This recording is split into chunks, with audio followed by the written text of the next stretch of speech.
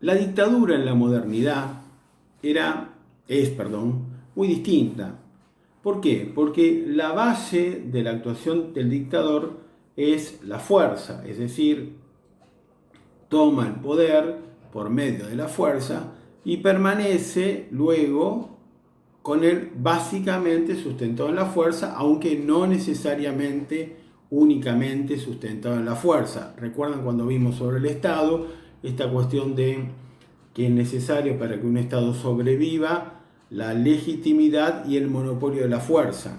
Es decir, que para que una dictadura pueda sobrevivir con el tiempo tiene que buscar formas de legitimidad. Pero lo que sí es cierto es que es ilegal, que surge por la fuerza y que como tal, por ejemplo, no tiene un periodo previsto para quedarse en el tiempo. O sea, a partir de que existe el dictador puede quedarse eternamente en el poder, sin que exista ninguna limitación temporal. Tampoco existe ninguna limitación sobre sus incumbencias, sobre lo que puede hacer o sobre lo que no puede hacer, porque justamente todo el aparato jurídico, todo el aparato legislativo de la dictadura es provisorio y puede ser cambiado porque el sostén de esa dictadura es el dictador o aquellos que conforman el grupo que compone el gobierno. Entonces, eh, esa es la característica que tiene la dictadura y muchas veces es acompañada por un liderazgo carismático, tal como lo describió Weber. Esta presencia de un liderazgo carismático lo que va a dar lugar es a una inestabilidad, que es otra característica que tienen las dictaduras.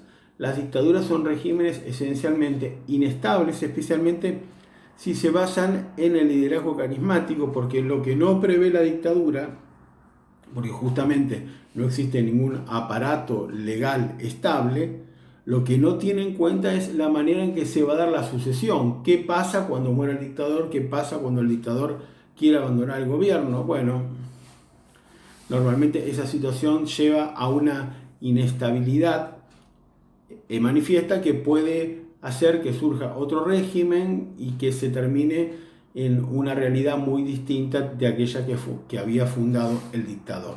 Entonces, esta cuestión de ilegalidad, imprevisibilidad, carácter provisorio e inestabilidad, no sé si dije bien los conceptos, pero me parece que quedó lindo, son las características que tiene toda dictadura. Ahora bien, las dictaduras pueden dividirse como autoritarias o totalitarias, ¿sí? Y lo que es importante que recordemos nosotros es que las dictaduras totalitarias, que todo régimen totalitario tiene que encarnarse en una dictadura. Es decir, que al régimen totalitario le resulta esencial la presencia del dictador. Sin dictador no hay totalitarismo. Llamémosle Mussolini, llamémosle Hitler, Stalin, Mao, el que ustedes quieran, de los regímenes que caracterizamos como totalitarios, necesitan actuar como dictadores.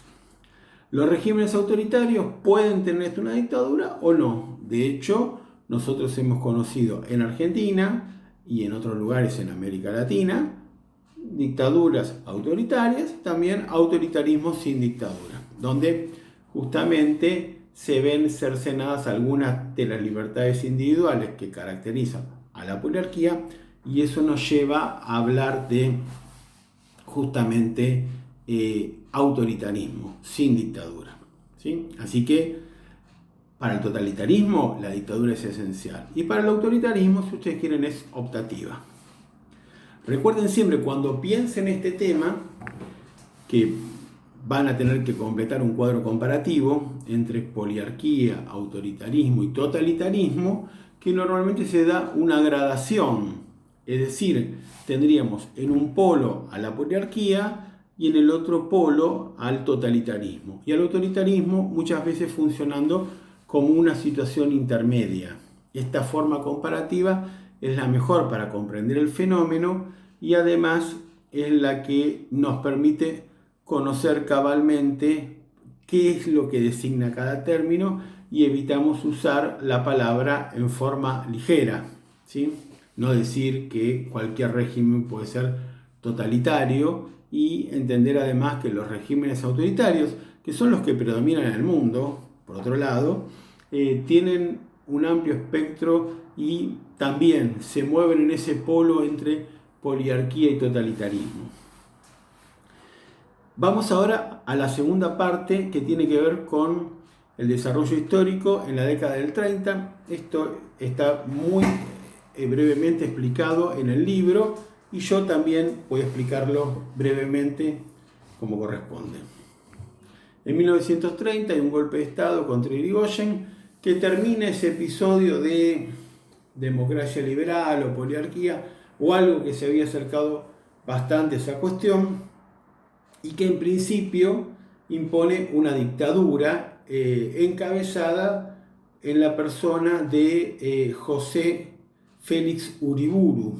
José Félix Uriburu va a gobernar entre 1930 y 1932 y impone una dictadura. Uriburu tiene en forma personal un proyecto con el grupo de gente que lo rodea de instalar una dictadura de tipo corporativo, una dictadura en la cual los distintos grupos de interés se encuentran representados en el Estado, un poco siguiendo el modelo de lo que es el fascismo italiano, pero esos sueños no duran mucho porque el otro grupo importante que había participado del golpe y que tenía el verdadero respaldo de las élites, el del general Justo, quiere volver al fraude, es decir, quiere volver a las instituciones consagradas en la Constitución del 53, con lo que se implica elecciones, presidente, Congreso,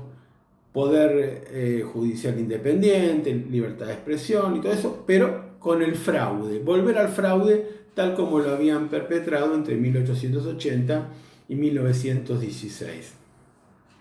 Eso, bueno, justamente este grupo, que es el que tiene más respaldo en los sectores altos de la sociedad, es el que triunfa, el que finalmente se queda con la presidencia, y desde 1932 hasta 1943 se van a suceder una serie de presidentes que surgen del fraude electoral. Del 32 al 38, Agustín Justo. Del 38 al 40, vamos a poner porque queda así en el 40, el que asume es Ortiz, Roberto Ortiz. Y del 40 al 43 lo sucede su vicepresidente Ramón Castillo. Todos estos presidentes fueron elegidos por fraude, y en las elecciones para cargos legislativos también se hace fraude. Se cambian los métodos, se utiliza mucho más la amenaza y la compra de votos. Inclusive un político conservador, gobernador de la provincia de Buenos Aires, de apellido Fresco, decía cínicamente que no hay voto más libre que el voto que se vende, como que el ciudadano que vende el voto es libre de venderlo, o sea que no hay una representación mejor de la libertad que esta circunstancia de que el voto sea vendido. Entonces, vuelve el fraude electoral, ¿sí? Y además esa década se caracteriza porque los conservadores vuelven al poder y tratan de afianzar sus lazos con Inglaterra de una manera casi escandalosa. En 1933 se firma un tratado que se llama Roca-Runciman, por el cual se concede a los ingleses grandes ventajas en términos de lo que sería el comercio, grandes ventajas de lo que sería el control sobre el transporte público en la Argentina, a cambio de que los ingleses sigan comprando carne argentina. Por eso a esta década, estos años que van del 30 hasta el 43, se lo conoce como la década infame. Infame es un término que significa justamente deshonesto, ¿sí? Y la deshonestidad estaría dada por la vuelta del fraude y por la entrega a los ingleses de, elementos soberanos de la Argentina, que justamente se encuentran plasmados en el pacto que yo le mencioné, Roca-Runcia. En los años 30 pasan dos cuestiones que van a ser importantes para entender lo que viene en la Argentina. Por un lado, como en la década del 30 el mundo entra en una crisis muy importante, los productos argentinos no se pueden vender y faltan los dólares o las libras esterlinas para continuar realizando las importaciones tal como se daban con el esquema agroexportador, que es el que dura hasta 1930. Por eso va a comenzar un proceso que se llama de industrialización por sustitución de importaciones, ISI. Es decir, que se van a empezar a fabricar acá en la Argentina los productos que no podían llegar desde el exterior porque no había divisas, no había dólares, no había libras esterlinas con los cuales se los pudiera comprar. Entonces, a partir de ahí, sin que existiera un plan del Estado, surge este proceso de industrialización por sustitución de importaciones que los historiadores y sociólogos llamamos ISI. Y el otro cambio que está vinculado con la industrialización tiene que ver con las migraciones campo-ciudad, o si ustedes quieren, migraciones desde el interior de la Argentina hacia los centros urbanos de Buenos Aires y Rosario principalmente.